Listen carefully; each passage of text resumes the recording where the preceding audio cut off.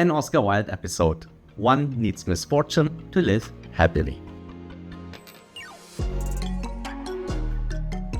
I will start with the key message, which should have been the last sentence of this episode. Sales is sales, but let's redistribute a bit more focus and resources from pre-sales to after-sales at times. Your customers will thank you for that. So you might have guessed it, this episode of Misfortune is about the lack of respect, appreciation and focus on service, both from the supplying and receiving side. For context, let me share a recent experience at a local branch of a global retailer who specializes in affordable sporting goods.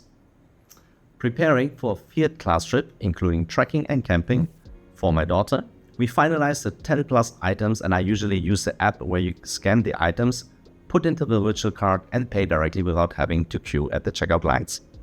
Unfortunately, at the last step payment, there was an error and I went to an in-store clerk for support. He confirmed the transaction didn't go through and asked me to try again and split the order into multiple orders so we could identify which item or items caused the problem. On the third split order, we found the culprit. An item which was physically in my hand to be scanned was actually out of stock according to the IT system and couldn't be sold. The system allowed it to be put in the cart but not be bought, and there was no error message for the customer besides the denied payment overall. The in-store clerk made a manual adjustment in inventory and I could finalize my purchase. In summary, I made one order first, which had 14 items which got declined. Then I made consecutive 4 orders with the exact items and all went through eventually. Of course, all 4 orders totaled the exact sum of the first order as well. I got charged for all the orders and thus incurred duplicate expenses. I went online and talked to an online chat agent.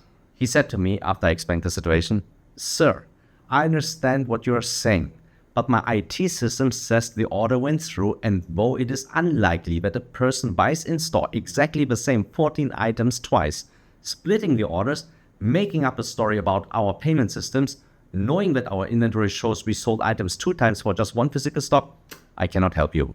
Long story short, I went back to the store same day, talked to the manager who helped me locate the in-store clerk who supported me earlier, and in 3 minutes I got my refund. Decades of being a loyal customer with hundreds of online self-service or in-store transactions worth nothing compared to IT systems' wrong data. Is it a bad process? No. Was it a bad IT system? Not really. Probably just not perfectly executed. But it's not about bad humans either. I don't blame the rep on the chat. He probably just did his job and he didn't receive any leeway to be supportive. In business, often we allow for unqualified opportunities to be granted the craziest discounts and try to woo the customers with lavish dinners. All the music is in sales. In after-sales service, we cannot even allow the representatives to just do the right thing. We understand the cost of new customers versus holding existing customers. We understand that growth is not only about new customers, but expanding existing customers. Well, sometimes at least.